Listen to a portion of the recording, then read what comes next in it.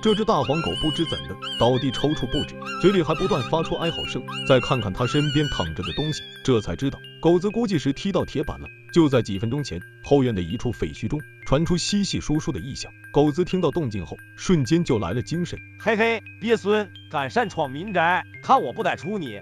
凭借着敏锐的嗅觉，狗子很快就确定了猎物的位置。在一阵威逼恐吓下，真凶果然窜了出来。狗子眼疾手快，一口将其咬住。本以为小家伙凉了，谁料狗子一口下去，却把自己给搭了进去。这大耗子奇丑无比，当场就将狗子熏翻在地。狗子那叫一个难受啊，倒在地上直打滚。哎呀妈呀，太上头了！看着狗子一反常态，主人赶紧上前查看，不看不要紧，这一看简直猝不及防。我的个亲娘嘞！你咋去招惹这玩意儿？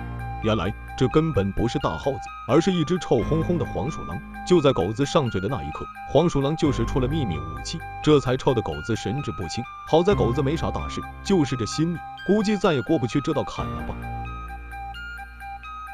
咦。